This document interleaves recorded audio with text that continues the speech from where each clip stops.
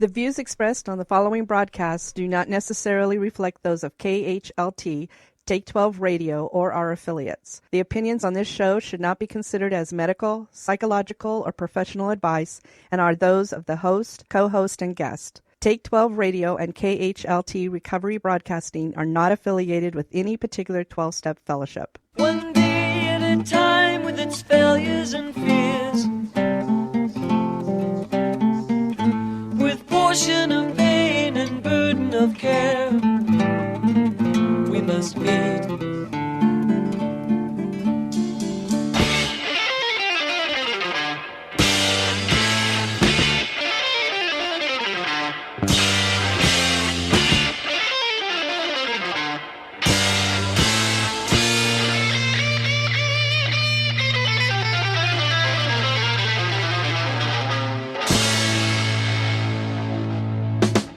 Welcome to Walking Through the Language of the Heart, a journey into the grapevine writings of Alcoholics Anonymous co-founder Bill W. And now, here are your co-hosts, Chris S. and the Monty Man.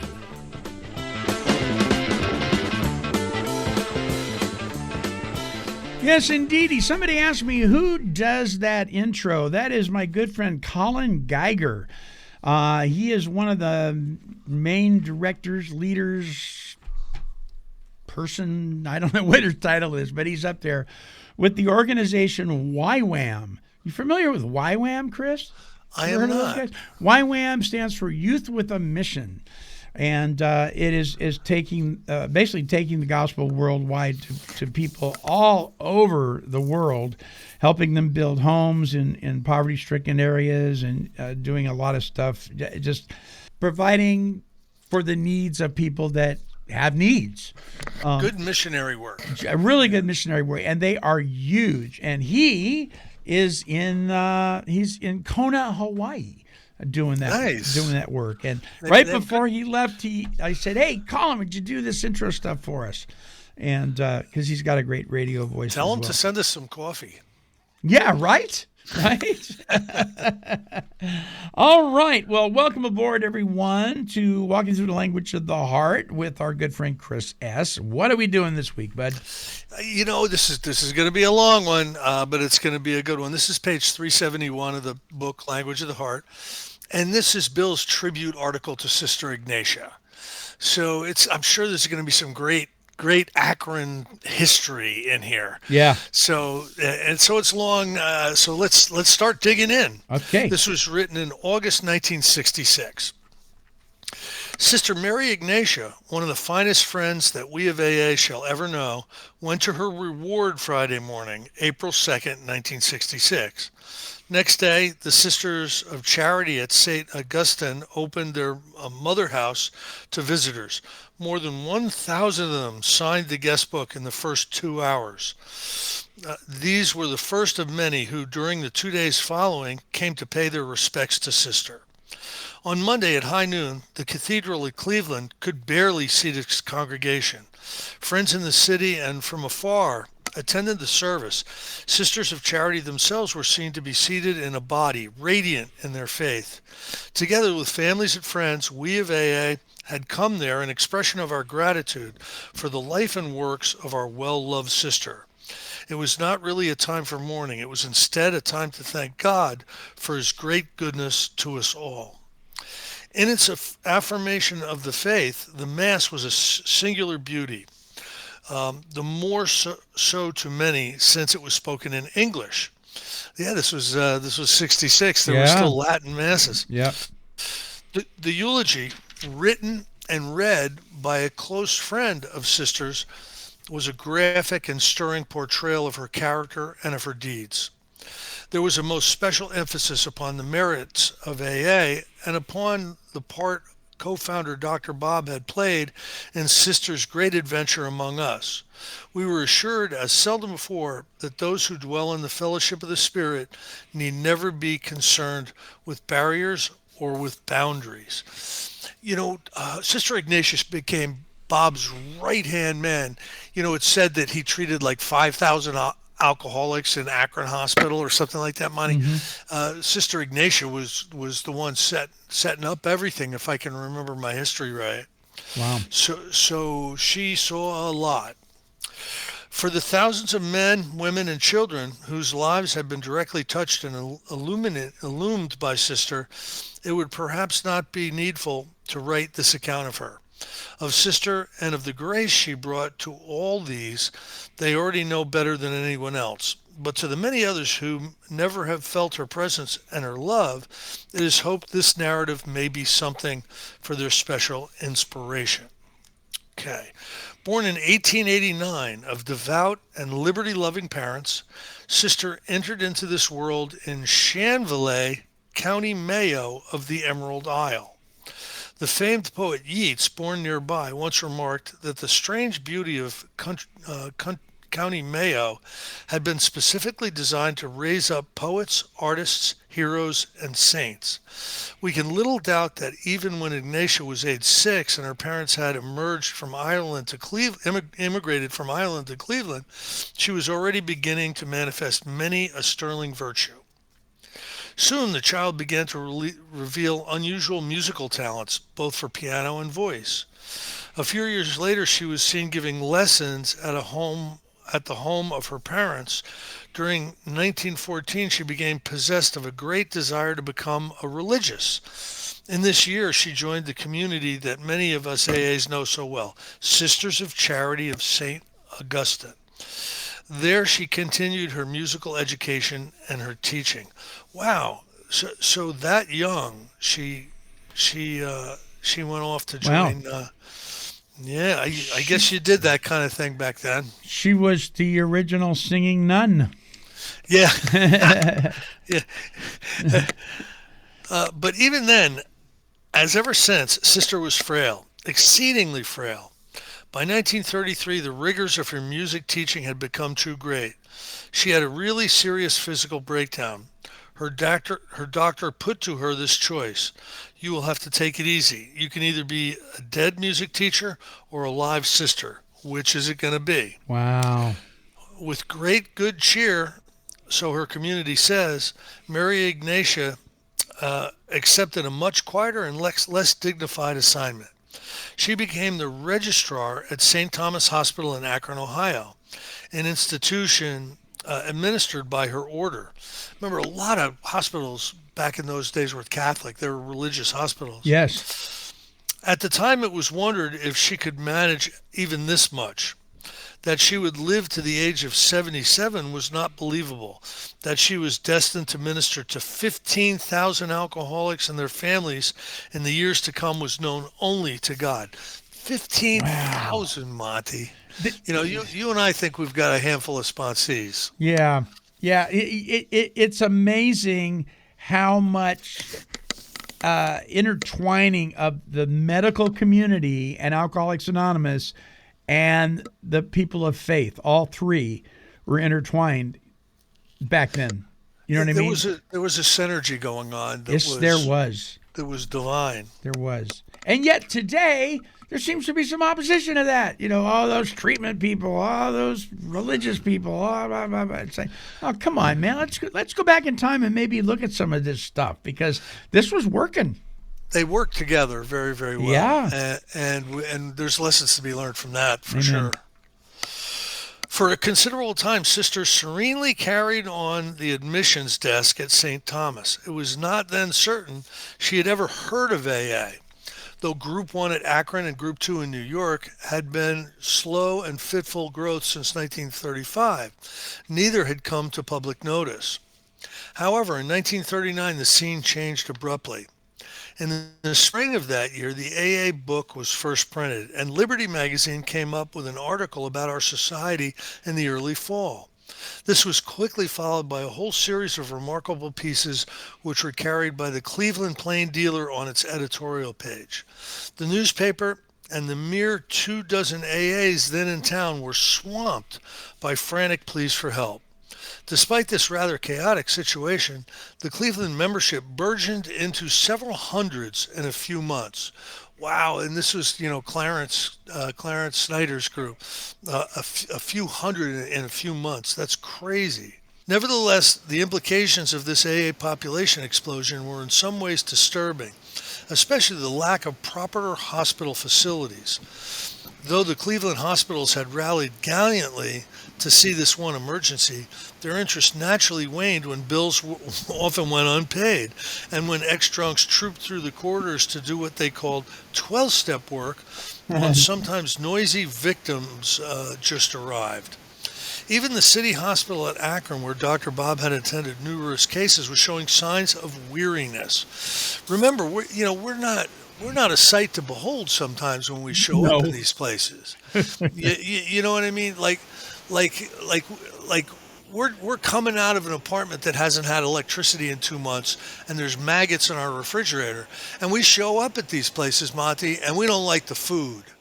Right. You know what I mean? So We're pretty bold sometimes. yeah.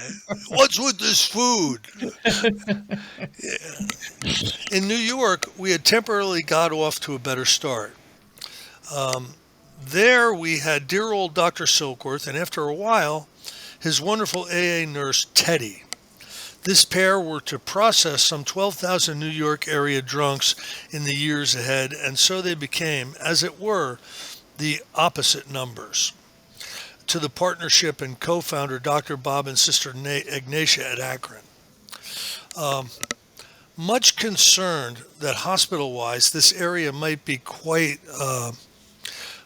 unprepared to cope with a great new flood of publicity about AA, Dr. Bob in 1940 decided to visit St. Thomas and explain the great need for a hospital connection that could prove permanently effective. Since St. Thomas was a church institution, he thought the people there might vision a fine opportunity for service where the others had not, and how right he was. But Bob knew no one in authority at the hospital, so he simply betook himself to admissions and told the diminutive nun in charge the story of AA, including that of his own recovery. As this tale unfolded, the little sister glowed. Her compassion was deeply touched, and perhaps her amazing intuition had already begun to say, "This is it." Of course, Sister would try to help, but what could one small nun do? After all, there were certain attitudes and regulations. Alcoholism had not been reckoned as an illness, and it was just a dire form of gluttony.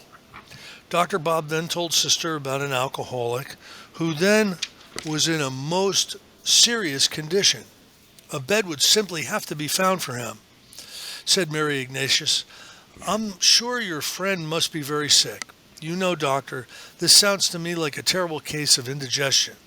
Trying to keep a straight face, Dr. Bob replied, "How right you are. His indigestion is most terrible."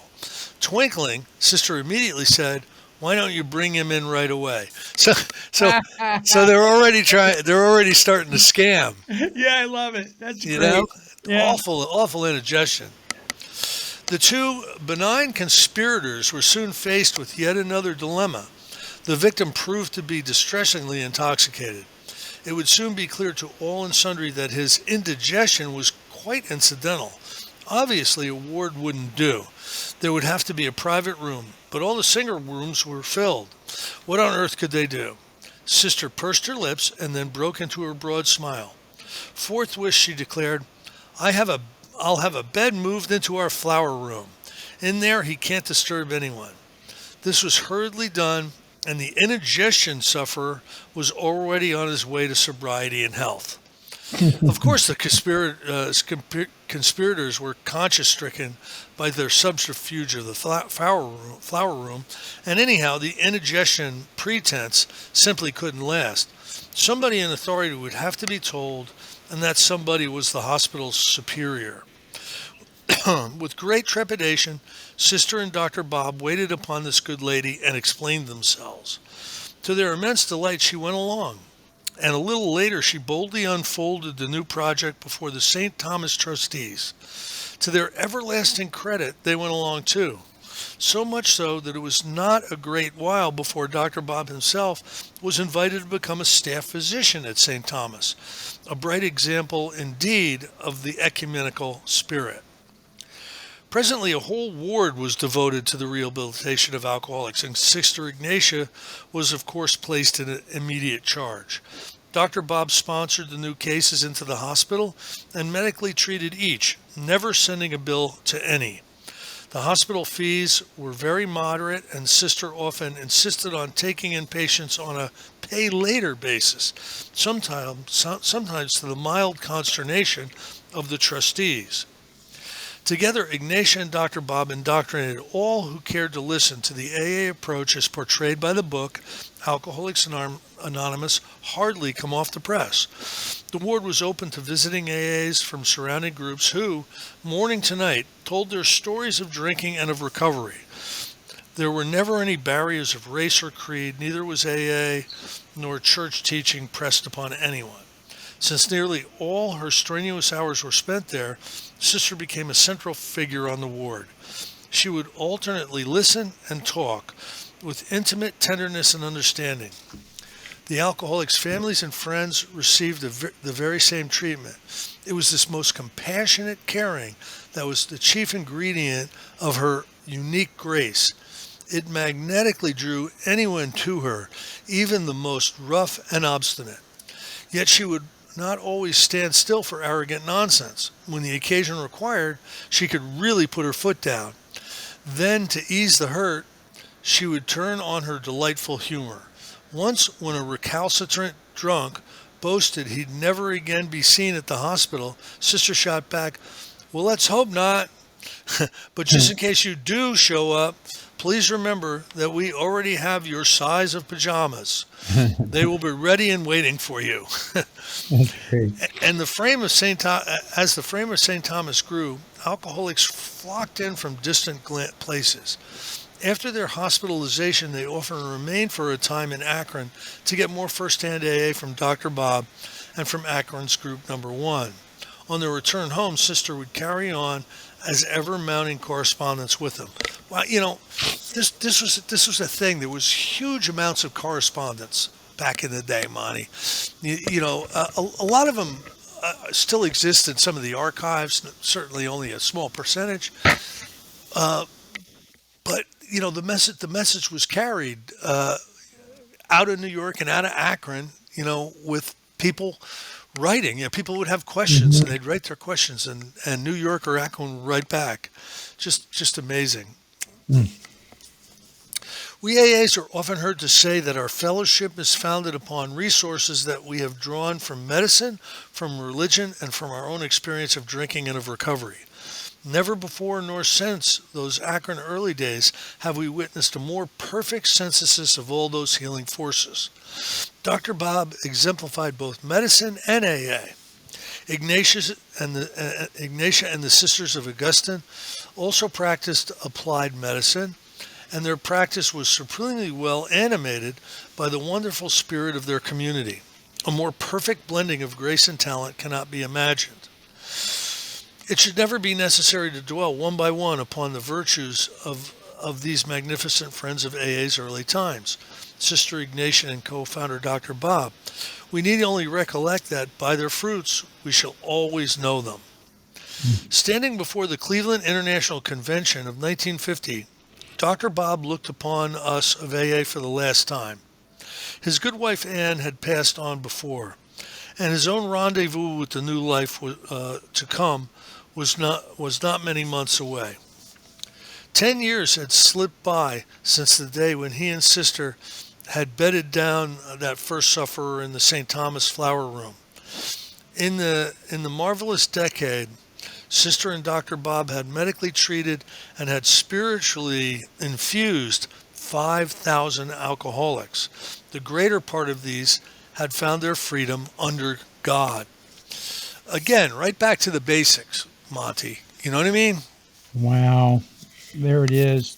And then that one sentence, we AAs are often heard to say that our fellowship is founded upon resources that we have drawn from medicine, from religion, and from our own experience of drinking and of recovery. So there it is. You can't. It's like fire is made up of what? Heat, fuel, and air. You remove one element, you don't have fire anymore. right? You Yeah. remove one of Yeah. these elements, you don't have AA anymore. You have something, but it's really not true Alcoholics Anonymous if you remove one of those. That's very, very true. Yeah. In thankful recollection of this great work, we of AA presented to the Sisters of Charity of St. Augustine and to the staff of St. Thomas Hospital a bronze plaque, ever since to be seen in the ward where Sister and Dr. Bob had wrought their wonders. The plaque reads as follows. In gratitude, the friends of Dr. Bob and Ann S. affectionately dedicate this memorial to the sisters and staff at St. Thomas Hospital at Akron, the birthplace of Alcoholics Anonymous. St. Thomas Hospital became the first religious institution ever to open its door to our society. May the loving devotion of those who labored here in our pioneering time be a bright and wondrous example of God's grace everlasting set before us all. Very nice. Very nice. Visitors at St. Thomas today often wonder why this inscription says not a word about Sister Ignatia. Well, the fact was, she wouldn't allow her name to be used. She had flatly refused. It was one of those times when she had put her foot down. This was, of course, a glowing example of her innate and absolutely genuine humility. Sister truly believed that she deserved no particular notice, that such grace as she might have could only be credited to God and to the community of her sisters. This was indeed the ultimate spirit of anonymity. We who had seen this quality in her were deeply affected, especially Dr. Bob and myself. Hers came to be the influence that persuaded us both never to accept public honors of any sort. Sister's example taught us that a mere observance of the form of AA anonymity should never become the slightest excuse for ignoring its spiritual substance. Following Dr. Bob's death, there was great concern lest Sister might not be allowed to continue to work. As in other orders of the church, service assignments among the Sisters of Charity were rather frequently rotated. This was an ancient custom. However, nothing happened for a time. Assisted by surrounding AA groups, Sister continued to carry on at St. Thomas. Then suddenly in 1952, she was transferred to St. Vincent Charity Hospital at Cleveland, where, to the light of us all, she was placed in charge of its alcoholic ward. At Akron, a fine successor was named to succeed her. The work there would continue. The ward at Charity occupied part of a dilapidated wing, and it was in great need of repair and rejuvenation. To those who knew and loved Sister, this opportunity proved the most stimulating challenge. The Charity trustees also agreed that something should be done. Substantial contributions flowed in. In their spare hours, AA carpenters, plumbers, and electricians set about redoing the old wing. No charge for their services. The beautiful result of those labors of love is now known as Rosary Hall. There's service for you. Man, that is so cool. So when the owner of Artisan Custom Homes, who is also a member of a 12-step fellowship, I'll just put it that way, said, "Hey, Monty, we need to move you out of this building. You're paying too much money in rent. We need to remodel your studio at the house." They came in here and did it for nothing. Man. You know, and this is another member of the fellowship doing it, seeing a need, filling it, and doing it. And because of the grace of this guy, it certainly wasn't a hospital, but we didn't pay a penny. I don't even think we paid for the lumber. It was Wow. all done, on his dime. That is amazing. This is the story of 12-steppers all over the world, isn't it? Yeah. Yeah. Yeah. Absolutely. Mm. Again, the miracles of recovery from alcoholism commenced to multiply. During the following 14 years, an astonishing 10,000 alcoholics passed through the portals of Rosary Hall, there to fall under the spell of Mary Ignatia and of AA. More than 2/3 of all these recovered from their dire malady and again became citizens of the world. I am going to read that again. More than 2/3 of all these recovered from their dire malady and again became citizens of the world. 2/3, Monty. Wow. From dawn to dark, Sister offered her unique grace to that endless procession of stricken sufferers. Moreover, she still found time to minister widely to their families, and this very fruitful part of her work became a prime inspiration to the Al-Anon family groups of the whole region. Notwithstanding her wonderful workers within the hospital and help from AAs without, this must have been a most exacting and exhausting vocation for the increasingly frail sister. That she was providentially enabled to be with us for so many years is something for our great wonder. To hundreds of friends, it became worth a day's journey just to witness her supreme and constant demonstration. Toward the close of her long stewardship, there were brushes with death. Sometimes I came to Cleveland and was allowed to visit by her bedside. Then I saw her at her best. Her perfect faith and her complete acceptance of whatever God might will were somehow implicit in all she said, be our conversations gay or serious. Fear and uncertainty seemed entire strangers to her. On my leave-taking, there was always that smiling radiance, always her prayerful hope that God might still allow her a bit more time at Rosary Hall. Then a few days later, I would learn that she was back at her desk. This superb drama would be reenacted time after time. She was quite unconscious that there was anything at all unusual about it. Realizing there would come the day which would be her last, it seemed right that we of AA should privately present Sister with some tangible token that could, even a little, communicate to her the depths of our love. Remembering her insistence in respect to the AA plaque that she would not really like any public attention, I simply sent word that I'd like to come to Cleveland for a visit and casually added that should her health permit, we might take supper together in the company of a few of her stalwart AA friends and co-workers. Besides, it was her 50th year of service in her community. On the appointed evening, we foregathered in one of the small dining rooms at Charity Hospital. Plainly delighted, Sister arrived. She was barely able to walk. Since we were old-timers all, and the dinner hour was spent in telling tales of other days, for her part, Sister regaled us with stories of St. Thomas and with cherished recollections of Anne and co-founder Dr. Bob. It was unforgettable. Before Sister became too tired, we addressed ourselves to our main project. From New York, I had brought an illuminated scroll. Its wording was in the form of a letter addressed by me to Sister, and it was written on behalf of our AA Fellowship worldwide. I stood up, read the scroll aloud, and then held the parchment for her to see. She was taken by complete surprise and could scarcely speak for a time. In a low voice, she finally said, "Oh, but this is too much. This is too good for me." Our richest reward of the evening was, of course, Ignatia's delight.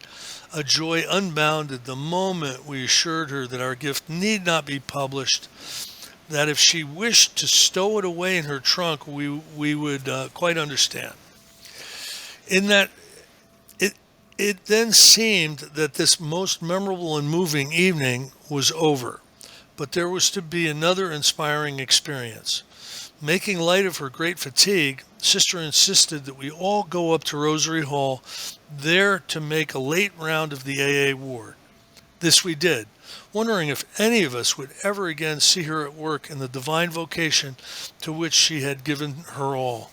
For each of us, this was the end of an epoch. I could think only of her poignant and oft-repeated saying, "Eternity is now."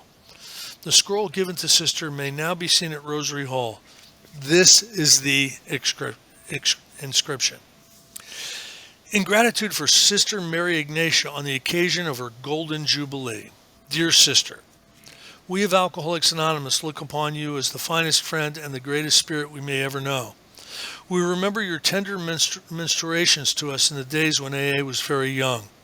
Your partnership with Dr. Bob in the early times has created for us a spiritual heritage of incomparable worth. In all the years since, we have watched you at the bedside of thousands. So watching, we have perceived ourselves to be the beneficiaries of that wondrous light which God always sent through you to illuminate our darkness. You have tirelessly tended our wounds. You have nourished us with your unique understanding and your matchless love. No greater gifts of grace than these shall we ever have. Speaking for the members, for AA members throughout the world, I say, may God absolutely reward you according to your blessed works, now and forever. In devotion, Bill W. Wow. So, okay. For those who might want to declare, with their bony finger pointing at the rest of us, that religion should never play a part within the Fellowship of Alcoholics Anonymous, you might want to read out of the book, the book Language of the Heart, particularly this article for Sister Ignatia that Bill Wilson wrote. I get it. I mean, I understand the heart behind a very sincerely motivated statement of, well, we don't want to get too religious. We want to be more spiritual and all that kind of stuff. I get that. I'm not talking about that. I'm talking about that dogmatic, attitude that sometimes people get. Well, if I saw God on the wall, I would never have come back. But they're still there, and God was on the wall the whole time. Yeah, right. Right. This stuff's important to note. There's a lot of evidence, in other areas of literature, particularly the Big Book, where God, certainly spirituality, but religious people and what they have to offer and the whole 9 yards, and how the contributors, I mean, from both sides of the fence, Catholic as well as Protestant, right? Yeah. Just an enormous amount of influence by the church as a whole. It's just so far reaching. So the only thing I used to scratch my head and say, well, how come people don't see that? Well, because a lot of people don't do what we're doing, right, Chris? Yeah. They don't look into it. They don't know. You don't know what you don't know. So religious people carried the message to Bill Wilson, and he got sober. Religious people were carrying the message to Dr. Bob when he got sober. So religious institutions provided us with the spiritual principles that have become our recovery program, and religious institutions many, many times have taken care of our hospitalization needs, and been been the people to hear our footsteps. Other than that, Monty, I don't think religion had much to do with it at all. You know what I mean? Like, funny. Oh my goodness sakes! You know what I'm saying, right? Yeah, of course. That's like it's kind of like, I don't know. I don't think the steps have much to do with anything. Yeah. It's our whole program, all of our early experiences, the first glimpses of sobriety and understanding were all provided by religious people. But other than that, I get it. Yeah. No big deal. Okay. You can email Chris via us. Oh, my goodness sakes. Wow. Okay. So listen, next week, listeners, you can listen to this again. We're going to take a break next week, but then we'll be back, and boy, we're coming down for a landing here, buddy. Sam Shoemaker's really, really cool. Just real quickly, what I know of him. I've gotten a lot of his books. Now Sam Shoemaker was in charge of the Oxford group in the United States. Frank Buchman had kind of put him in charge, and the main mecca for that was the Calvary Church. Bill went under his sway. Sam Shoemaker was a remarkable person. Now, one of the dark pieces of our history is as they were bringing in one more alcoholic after another into the church and into the mission, it just got to be too much for some of the other Oxford group people, and Bill and the drunks were summarily asked to take it down the road. Yeah. Now, years later, when Alcoholics Anonymous had 100,000 members, I think Sam realized that maybe, and there was an apology that was put together by him for his misunderstanding in the early days. But he even wrote a book on the 12 steps. Sam Shoemaker wrote a book on the 12 steps. And some of his books are really good. Yeah. There's great books written by devout religious people on spiritual topics. Glenn Clark was one of the favorites of Bill and Bob. I'm not sure how familiar you are with Glenn Clark. I'm not. Everything furthest out. So the thoughts furthest out, paths furthest out, camps furthest out. What would Jesus do? Yeah, I mean, he wrote these amazing books, and they're really good right to this day. And so many books are dated and just don't translate to this period of time very well. But Glenn Clark was clear, and I love those books. I love the Sam Shoemaker books. Sam Shoemaker made just so much sense, and it sounds so much like Alcoholics Anonymous, and it's religious. Some of the most books that I've had the most enjoyable time reading have been older ones. There was a book years ago called The Humor of Christ by Elton Trueblood. And I'm like, who's Elton Trueblood? And I had a professor tell me, you should read this. You should read.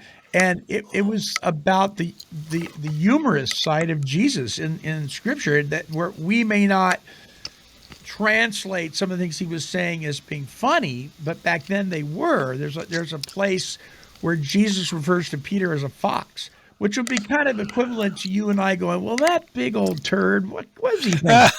You know what I mean? And things like that. I mean, but these are old masters. Oswald Chambers. I mean, the guy's still relevant today. C.S. Lewis. Some of these guys. I mean, just some of the most amazing things I've ever read were things from my dad's library, where the books were frail and yellow, the pages. You know what I mean? So, yeah, and certainly contributors to Alcoholics Anonymous and members of Alcoholics Anonymous have written a lot of stuff that a lot of people just aren't aware of. That's rich. It's just rich. So one of Glenn Clark's books was about a town. They all decided, small town, right? But they all decided that for the next 365 days, every decision they make is going to be based on what would Jesus do in this situation. Oh, wow. And the whole town embarked on living a life based on what they believe Jesus would do. And the story is about, their successes, their failures, and what that collective experience was like. That's a very, very cool book. Wow. I think it's What Would Jesus Do? Or I think that's the name of it. It came out way before the bracelet did, right? Yeah, it's 1920s or something, Oh, right on. Okay, good stuff. Well, my friend, thank you so much. Before we go, I want to send people on over to 3 Legacies Recovery Recordings. That's our friend Paul H. That's the number 3. Just Google it. 3 Legacies Recovery Recordings. Some great speakers, including Chris F., if I may say so myself. And Katie. Oh, my goodness sakes. Yeah, did you listen to the Katie one yet? No, I have not listened, but I've had other people tell me, because I brought it up with somebody. They go, oh, no, you got to listen to her. She's amazing. So when I say, oh, my goodness, I'm really looking forward to it, because there's a couple of them, actually. Oh, my God. Katie is my pal. Yeah, when Charlie was still alive, I many, many weekends I spent down at the Parkers. And it just was a crazy, wonderful, wonderful experience every single time. So if I can pull myself away from listening to your presentations and go over to Katie's, I'll check in with you and let you know what I think. I'm sure it'll be great. So folks, please, sure to be. Excuse me. Please check out Paul H's Google podcast over there. Also, if you go to our website at take12radio.com and click on the purple Recovery Podcast Network banner, you'll find Paul's website there as well. All right. Well, another great show, Chris. We will see you soon. Ladies and gentlemen, and dogs and cats and parrots and fish, and I don't know why I'm going down that rabbit trail, but we are wishing God's perfect serenity for each and every one of you. Ciao.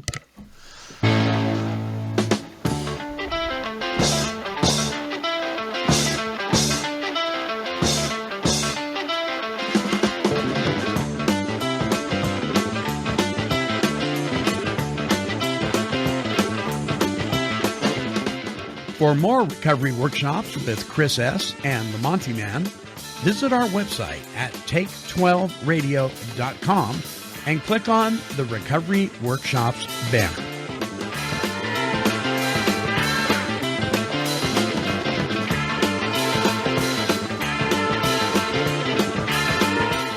This has been a broadcast of Take 12 Recovery Radio and KHLT Recovery Broadcasting.